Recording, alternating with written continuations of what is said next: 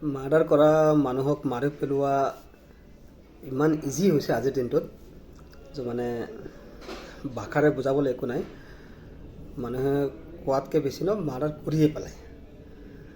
চ' উৰিষ্যাৰ এটা ঘটনা, প্ৰকৃতি নামৰ এজনী ছোৱালী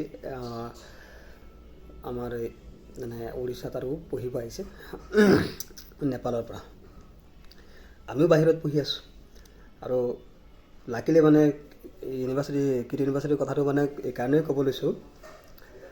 ময়ো MBBS পঢ়াৰ আগত মানে কিট ইউনিভাৰ্চিটিৰ এণ্ট্ৰেঞ্চ এক্সাম দিছিলোঁ আৰু মই কোৱালিফাই কৰিছিলোঁ BTech MTechৰ কাৰণে। পিছত মই ভুৱনেশ্বৰ গৈছিলোঁ, ইভেন গৈ পেলাই মই এডমিশ্যন লোৱা নাই আৰু আহি গৈছোঁ। পিছত মই MBBS এডমিশ্যন লৈ ল'লোঁ যি নহওক আৰু। 2-3 দিন হৈছে এজনী ছোৱালী আৰু প্ৰকৃতি নামৰ এজনী ছোৱালী নেপালৰ পৰা ইয়াত পঢ়িব আহিছে। চ' যদিও ওচৰ চুবুৰীয়া কাণ্ট্ৰি, তথাপিও তাৰ কাৰণেতো এইটো এটা বিদেশেই হয় না। উত্তৰ প্ৰদেশৰ এটা ল'ৰা আৰু তাৰ আদ্ভিক শ্ৰীবাস্তৱা নাম, সেই ল'ৰাটোৰ লগত কিবা কানেকশ্যন আছিলে যি নহওক। ত' ছোৱালীজনী চাগে বেছি এটা সেনেকুৱা একো ৰাস্তা দিয়া নাই, ইউনিভাৰ্চিটি ফেষ্ট চলি আছিলে। চ' ল'ৰাটোৱে ছোৱালীজনীক মানে অকলে পাই পেলাই তাৰ চাগে কথা নামানিলে। চ' সি ল'ৰাটোক মলিষ্ট কৰিলে, ছোৱালীজনীক মানে মলিষ্ট কৰিলে, মাৰপিট কৰিলে। আল্টিমেট মানে ছোৱালীজনী মৰিয়ে থাকিলে।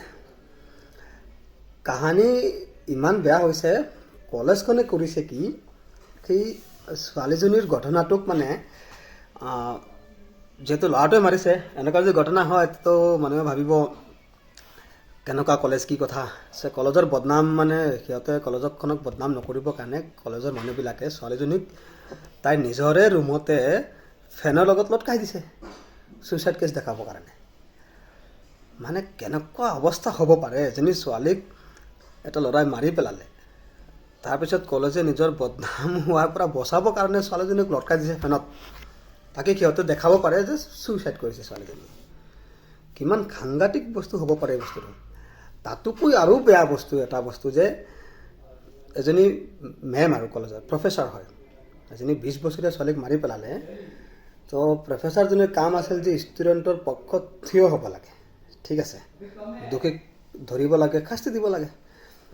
সেই প্ৰফেচাৰজনী উল্টা এই নেপালৰ ষ্টুডেণ্টবোৰক ধমক দি আছে। মই ভিডিঅ'টো লাষ্টত দেখাম, মানে কেনেকৈ বিহেভ কৰি আছে মানে প্ৰফেচাৰজনকো দেখাম। এনেকুৱা মেণ্টেলিটি লৈ, এনেকুৱা নিজ আৰু ঘৃণনীয় মানসিকতালৈকে এজনী মানুহ প্ৰফেচাৰ কেনেকৈ হৈ গ'ল মই ভাবি আছোঁ। ইহঁতে কলেজত ষ্টুডেণ্টক কি শিকাব, কি নলেজ দিব? কলেজ ইউনিভাৰ্চিটিৰ পৰা যদি ষ্টুডেণ্টে এইবোৰেই শিকে। এজনী প্ৰফেচাৰে কৈ আছে কলেজৰ বদনাম হৈ আছে, ধাৰণা চনা দি আছে, হ'বই। এজনী ছোৱালীক 20 বছৰীয়া ছোৱালীক মাৰি পেলালে, বদনাম বচাবৰ কাৰণে ছোৱালীজনীক মাৰি পেলাই ফেনৰ লগত লটকাই দিলে ছুইচাইড কেছ দেখাব বুলি। প্ৰফেচাৰজনে কৈ আছে তো আমি ইয়াত ডেইলি ইমান ষ্টুডেণ্টক খানা খুৱাওঁ যিমানখিনি তোমালোকৰ GDP নহয়, মানে নেপালৰ GDPতকৈ বেছি বোলে সিহঁতে খানা খুৱায়। মানে কেনেকুৱা এটা শ্বেমফুল, ইমান এটা নিৰ্লজ্জ ব্যৱহাৰ প্ৰফেচাৰজনীৰ। মই ভিডিঅ'টো লাষ্টত দেখাম, সেই প্ৰফেচাৰজনীৰ ভিডিঅ' মই আছে মোৰ তাত, মই দেখাই আছোঁ। মই ভাবি আছোঁ এজনী 20 বছৰীয়া ছোৱালীক মাৰি পেলালে। প্ৰফেচাৰজনীৰ কাম কি আছিলে? মাক বাপেকে কলেজৰ বিদেশৰ পৰা ঘৰৰ পৰা বিদেশত ল'ৰা ছোৱালী পঠায়, কি কলেজৰ ষ্টাফ, কলেজৰ প্ৰফেচাৰ টিচাৰ ইহঁতৰ বৰষাতে পঠায়। ইয়াততো আৰু নিজৰ বুলি কোনো নাথাকে। ময়ো আউট অফ ইণ্ডিয়াত আছোঁ, ইয়াত মোৰ নিজৰ বুলি কোনো নাই। আমি কাৰ বৰষাত আছোঁ? আমাৰ কলেজৰ প্ৰফেচাৰ ইহঁতৰ বৰষাত আছোঁ না। ইহঁতে আমাক ছেফটি গাৰ্ড চব দিয়ে। তো এনেও ভাৰতবৰ্ষখনত, আমাৰ ইণ্ডিয়াত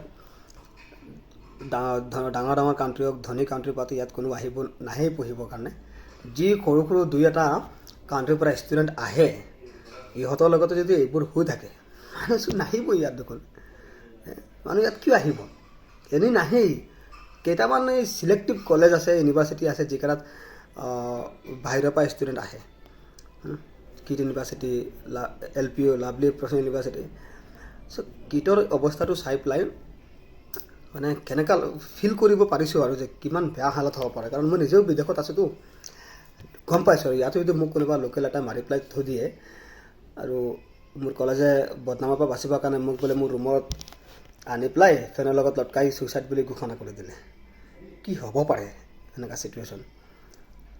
চ' ইয়াতো বহুত মানুহে এইবোৰ কথা পাতি আছে, এজনী ছোৱালীক মাৰি পেলোৱা, মাৰ্ডাৰ কৰি দিয়া ইমান সহজ হৈছে, মানুহে মানে কোৱাতকৈ বেছি কৰিয়ে পেলায়, মানে ভাবিব নোৱাৰা অৱস্থা। আৰু সেই প্ৰফেচাৰজনী মই ভাবোঁ এনেকুৱা টিচাৰবিলাক, এনেকুৱা মেণ্টেলিটিৰ মানুহ প্ৰফেচাৰ হোৱাৰ কোনো যোগ্যতাই নাই। ঠিক আছে, ইহঁতে কি শিক্ষা দিব ইউনিভাৰ্চিটিখনত গমেই পোৱা গৈছে কথা বতৰাত, তাৰপিছত কিমানে মাফি চাফি ক্ষমা চমা বিচাৰক, মতলব নাই এইবিলাকৰ। চ' বহুত চাৰ্কুলেট হৈছে, বহুত আমাৰ ইয়াত বহুত ল'ৰা ছোৱালী আছে বা বিদেশৰ পাকিস্তানী ষ্টুডেণ্ট আছে আমাৰ লগত পঢ়ে। চ' ইহঁতেতো চান্স পাইছে আৰু ঘটনাটো দেখি পেলাই যে ইণ্ডিয়াত মানুহ কিয় যাব, ইণ্ডিয়াত মানুহ মাৰি পেলাই ষ্টুডেণ্টক মাৰি পেলাই, সৰু 20 বছৰীয়া এজনী ছোৱালীক মাৰি পেলাই যদি ফেনৰ লগত লটকাই থৈ দিব পাৰিছে, কি হ'ব পাৰে। ল'ৰাটো লক্ষ্ণৌৰ হয়, যিটো ল'ৰা মাৰিছে তাতকৈ বেছিতো প্ৰফেচাৰজনীৰ বদনাম হৈ গৈছে আজিৰ দিনটোত। ল'ৰাটো আদ্বিক শ্ৰীবাস্তৱা তাৰ নাম, লক্ষ্ণৌৰ হয়, যেতিয়া ইঞ্জিনিয়াৰিং পঢ়ি আছে কিৰ ইউনিভাৰ্চিটিত। কি কাম আৰু।